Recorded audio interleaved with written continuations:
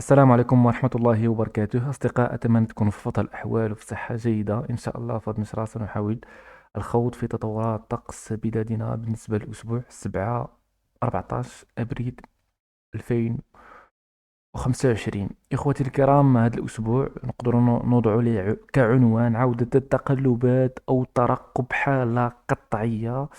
هي حالة صعبة التنبؤ، وبالتالي صعب ومن العبث الخوض في المناطق المعنية من الآن، وأيضا يعني الكميات، بحكم أن الحالة التأثير ديالها ما غيكون حتى الأربعاء الخميس الجمعة نهاية الأسبوع. بالتالي الحالة سنحاول رصدها يعني من الآن حاليا. يتضح نشاط عاصفة أطلسية في عرض المحيط الأطلسي بضغط جوي ديال 970 هكتو باسكال، وكتمدد شمالا إلى جنوب، يعني جنوب غرب الكناري.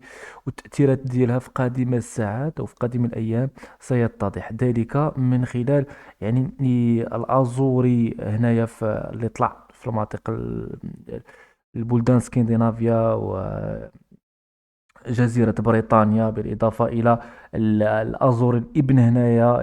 يعني الضغط الجوي المرتفع ديال الأزور الإبن هنايا كيتسنى التقارب بين الأزوري الأب والابن.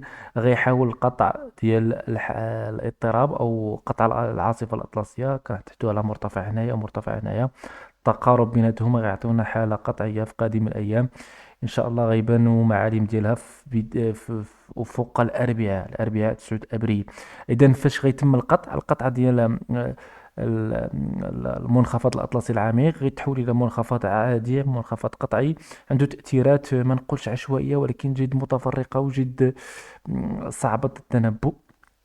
كما كيبان لكم هنايا تأثيرات يوم الأربعاء إلى الخميس، أيضا الجمعة، مع صعود رطوبة مدارية. يعني الحالة ديال لاحظوا معايا الحالة القطعية. أنا أتحدث هنايا يوم يعني ليلة الجمعة التأثير ديالها الديناميكي، أي برياح جنوب غربية غتعطينا صعود رطوبة مدارية. هاد الصعود الرطوبة المدارية يعطي تقلبات مرتقبة في الجنوب الشرقي ومناطق شاسعة من البلاد إن شاء الله.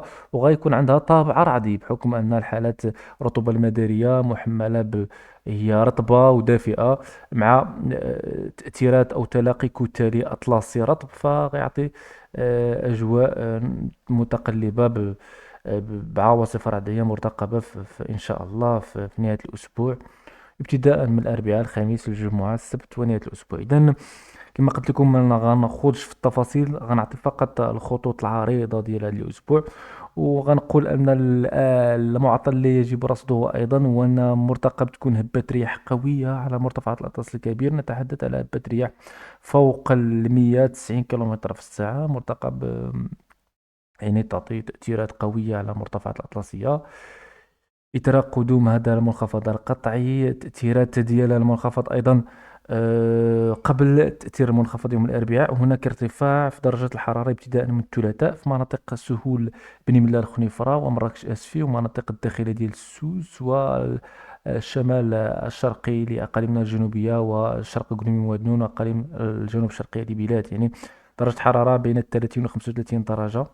فاش غتوصل حتى للغرب فهذا التأثير أنه باين أن الأخدود الصحراوي يعني طلع يعني بشكل استثنائي. إخوتي الكرام، يعني درجة الحرارة المرتفعة بدأت الانخفاض ديالها بعد مرور أو الباساج ديال الحالة القطعية. غنشوفوا تحسن في درجة الحرارة من هنا وفوق نهاية الأسبوع بدرجة حرارة يعني نقدروا نقولوا اعتيادية، إن لم نقل يعني أجواء باردة نوعا ما نسبيا مقارنة مع هذه الفترة من السنة.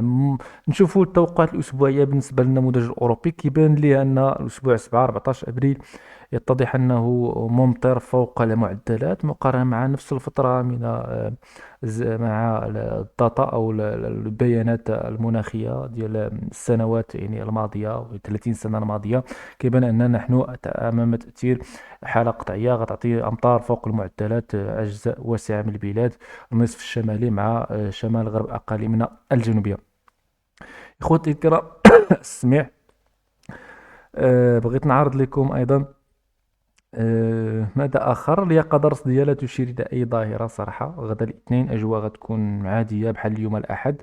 أجواء حارة نسبيا أثناء النهار وباردة في المساء وأثناء يعني نسبيا أيضا أثناء الليل والصباح الباكر.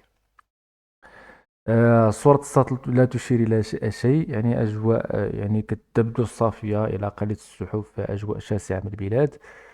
غير ذلك أعتقد يبقى الترقب، نتسناو يعني إن شاء الله في قادم الساعات إلى ما ستؤول إليه الحالة في قادم المخرجات ديالنا من النموذج العددي. يذكر أن القطع تم تأكيده من مجموع من النماذج كامل، يعني صراحة القطع كيأكدوا الأمريكي وحتى النموذج الألماني، يعني بالتالي نحن أمام حالة قطعية.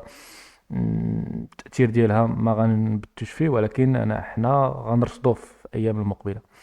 إذن هذا ما يخص التطورات. نتمنى تكون وصلتكم المعلومة، وكيب كل جديد وبداية أسبوع موفقة، والسلام عليكم ورحمة الله وبركاته.